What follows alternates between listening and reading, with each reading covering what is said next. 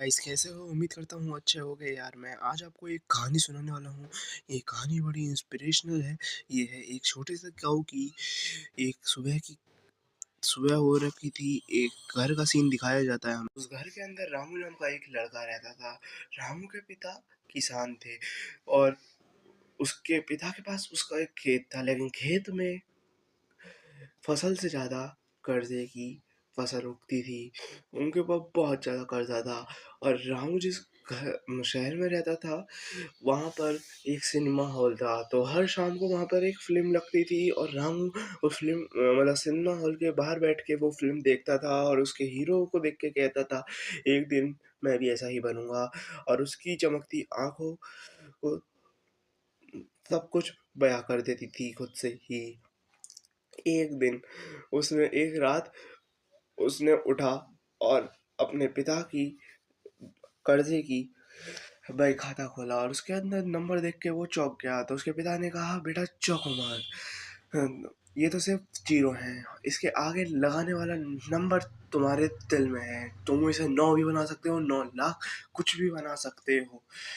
सिर्फ खुद के अंदर जोश होना चाहिए। रामू के पास एक पुरानी सी साइकिल थी। उसने वही साइकिल अपने किसी दोस्त को बेच दिया और वहाँ से उसे मिले 100 रुपए। 100 रुपए में से 10 रुपए का यूज़ करके वो शहर आ गया। शहर आके वो एक ट्रेन स्टेशन पे रुका और ट्रेन स्टेशन से उसे एक चाचा जी मिले। उन्होंने पूछा, बेटा तुम यहाँ पे कैसे कैसे अकेले ही हो? तो उसने कहा, चाचा जी मैं यहाँ पे अपना खुद का बिजनेस करने आया हूँ, मेरे को कुछ करना है। तो चाचा जी पहले तो हंसे, लेकिन फिर उसकी आंखों में वो चमक देख के उन्होंने उसे कुछ चाय दी और कहा, जाओ बेच लो। और भाई उसने उसी दिन उनमें से 20 चाय बेची और उससे उसे मिले 8 आने। हाँ भाई, उस टाइम पे 8 आने भी बहुत ज़्यादा होते थे जबकि मैं कहानी सुना रहा हूँ। और लेकिन ये ज़्यादा तो नहीं थे, लेकिन भाई उस दिन के लिए उसकी वो पहली कमाई थी तो वो बहुत खुश था। और ऐसे ही करते-करते दिन बीते।